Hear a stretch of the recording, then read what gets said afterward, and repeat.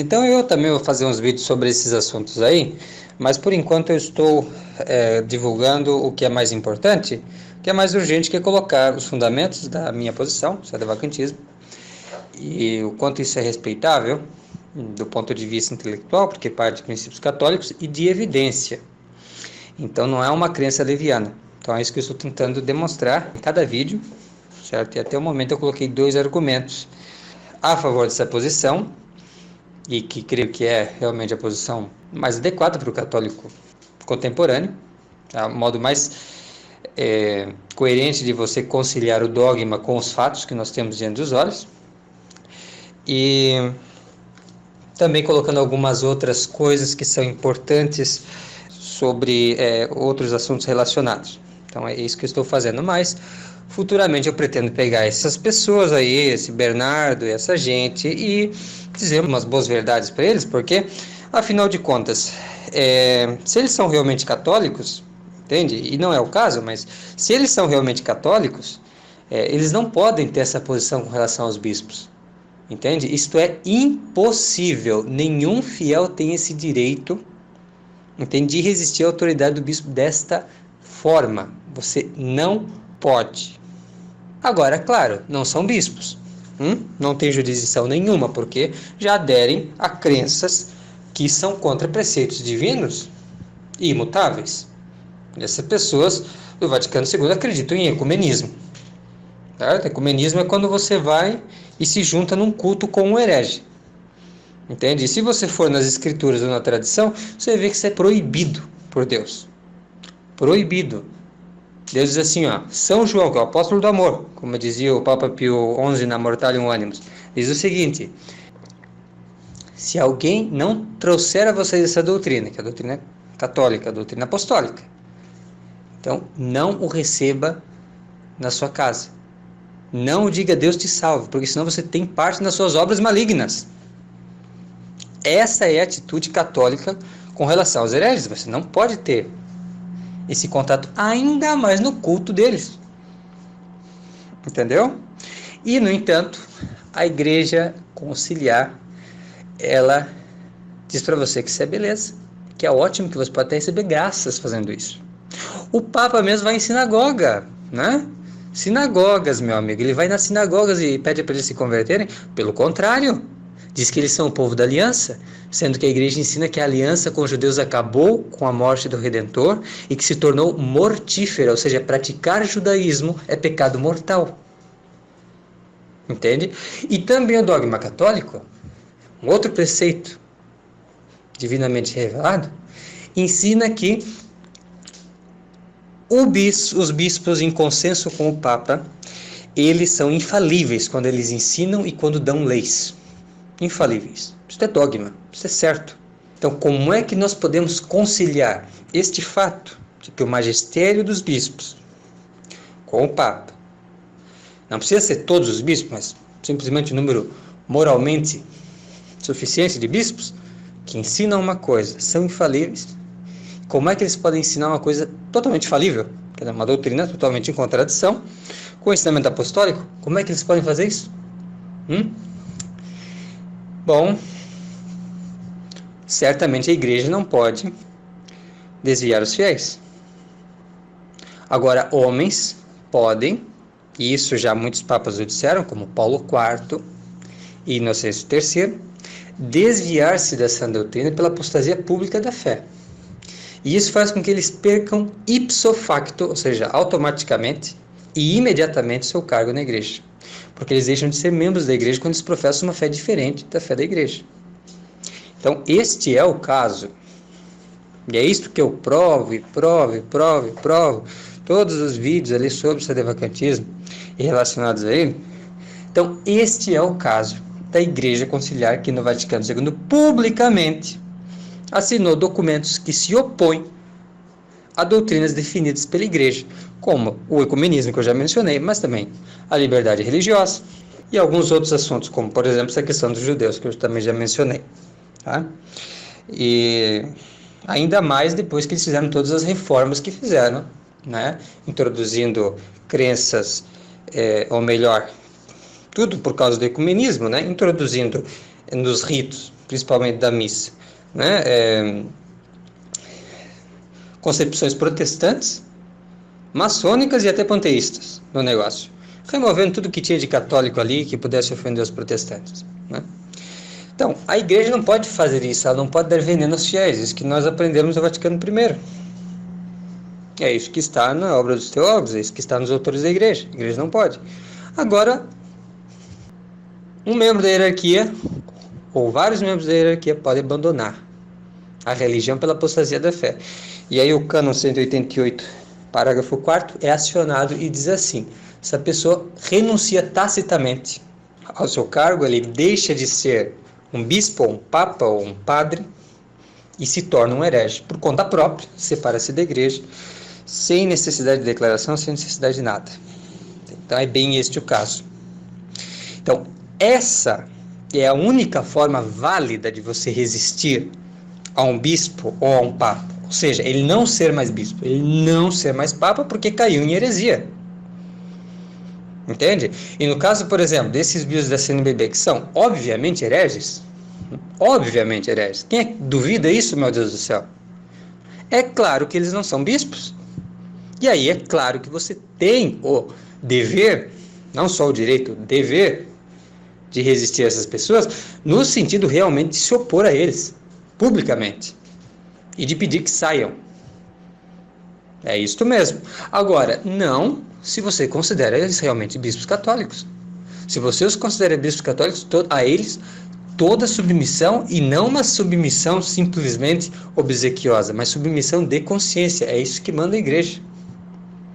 É isso que manda a igreja. Se você acredita que eles são católicos e que eles professam a fé católica, o que é uma mentira, se você crê nisso, você deve se submeter.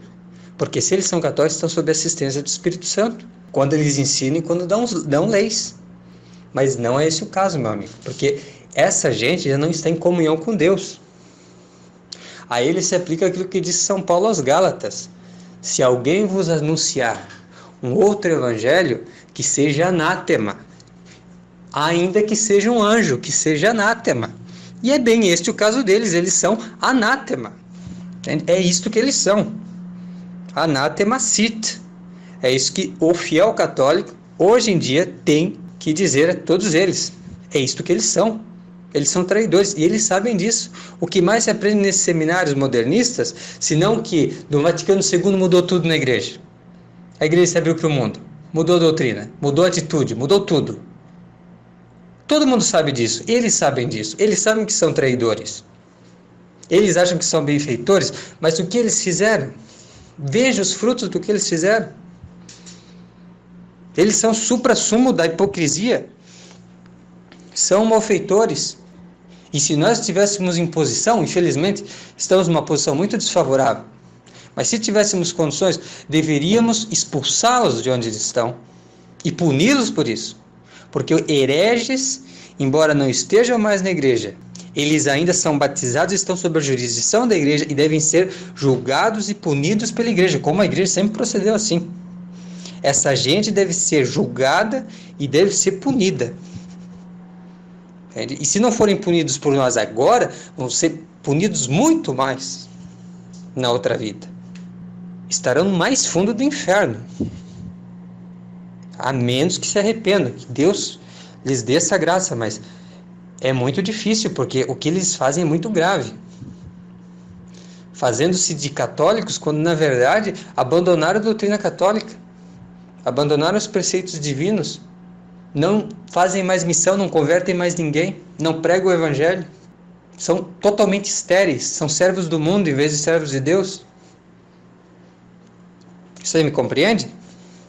Então, é isso realmente o que o católico deve fazer se ele quer ser católico realmente, não ficar reclamando daquilo que eles têm como bispo ou como papa. Isso é uma profanação, isso não é católico, não é uma atitude católica. Isso é uma atitude de rebeldes, é uma atitude de protestantes. Os protestantes são assim: eu tenho um pastor tal, ele pensa diferente de mim, né? Mas o que importa é que todo mundo tenha a liberdade para cada um fazer o seu livre exame, entendeu? Não existe realmente chefes, não existe realmente súditos. Isso aí é a antípoda do catolicismo. No catolicismo existem chefes e existem súditos. É assim que Cristo estabeleceu. Existe a parte docente e existe a parte discente da igreja. Existe o mestre, existe o discípulo, como sempre, desde a época de Jesus, desde o tempo dos apóstolos, a constituição da igreja é sempre a mesma. Agora, se a gente fica nessa algazarra, é óbvio que você já não está na igreja. Que o que eles têm aí não é a igreja católica. É uma outra religião. É uma versão postiça, falsa, caricata do catolicismo. É isso que eles têm. É isso que vocês têm, meu amigo. É isto. O catolicismo hoje existe e está visivelmente em todos aqueles que se manterem fiéis à tradição. Nessa religião do Vaticano II não há catolicismo. E eles sabem muito bem disso. Eles não admitem. Mas eles são revolucionários. E romperam com Jesus Cristo. Para aderir ao humanismo integral, às filosofias da época, à moda. É isso que eles fizeram. Uma verdadeira traição e uma verdadeira vergonha. Tá? Por isso que todos esses católicos de meia tigela, que ficam aí criticando o que eles chamam de hierarquia, são um bando de ignorantes, que não conhecem a sua própria igreja e que realmente tentam fazer o bem de uma forma completamente equivocada. Né? Se o modo de proceder deles existisse na época em que nós tínhamos verdadeiros bispos, verdadeiros papas, e se eles tivessem essa postura, eles seriam excomungados. E seria um mau exemplo para todos nós, porque não é essa atitude católica. Isso é uma atitude de rebeldes. Então eles precisam cair na real e ver onde que eles estão.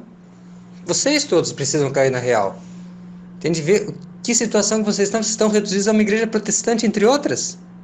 É isso, simplesmente isso. É nisso que se acabou a religião do Vaticano II. Uma coisa sem importância, sem relevância, que não converte ninguém, que não tem nada realmente de original para dar para o mundo. Senão aquele discurso idiota, sabe, humanista, que não tem realmente algo muito diferente do que se encontra nessas literaturas baratas de autoajuda e coisas assim. É simplesmente isso. Não é nada de divino, é uma opinião humana, uma opinião que já é ultrapassada, inclusive, coisa lá da década de 50, 60. Já perdeu realmente o valor, ninguém mais dá valor para isso, ninguém dá relevância ao personalismo, tá? Em termos de filosofia é uma coisa secundária, poucos sabem da existência desse negócio, não tem valor, mas essa gente preferiu esse lixo, essa porcariazinha, no lugar da verdade divina e católica, tá? E por isso, realmente é muito triste, certo, que pessoas inteligentes estejam ainda envolvidas nesse negócio.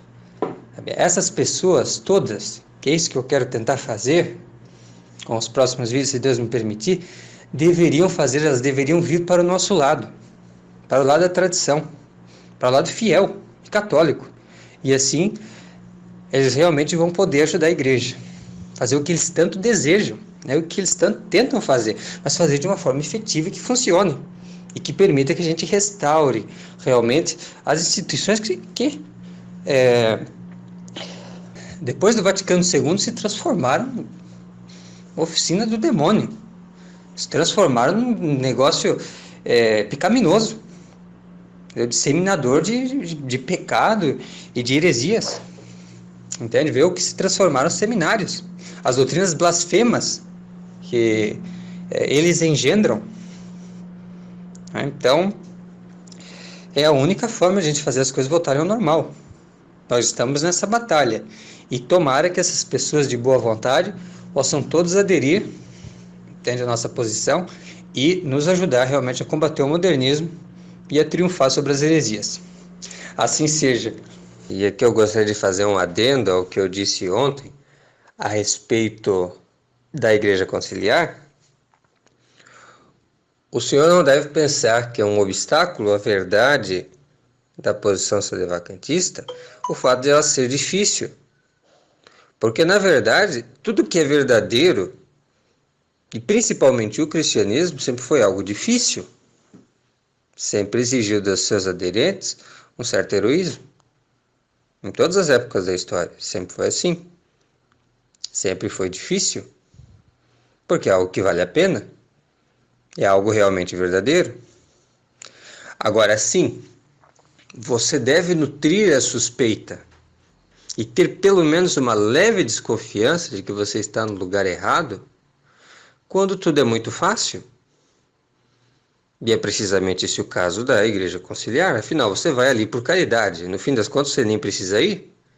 No fim das contas, não importa o que diga, nem a vida que leve, qualquer pessoa se salva. Qualquer defunto vai direto para o céu. Quem não sabe disso? Não é esse o ensinamento? Qualquer um se salva, qualquer um vai para o céu. Deus é misericordioso com todo mundo. E no fim das contas, o que é Deus se não servo do homem? Esse é o resumo da doutrina conciliar. É isto que ela deseja. No fim, o que ela deseja ardentemente é a paz mundial. A paz perpétua de Kant, paz envisionada por iluministas e revolucionários desde o século XVIII. É isso que eles esperam. A paz da revolução e não a paz da revelação. A paz de Cristo. A paz com o ardente fogo do Evangelho e da verdade, que coloca à prova todos os corações, que exige de nós mudança de vida. Não.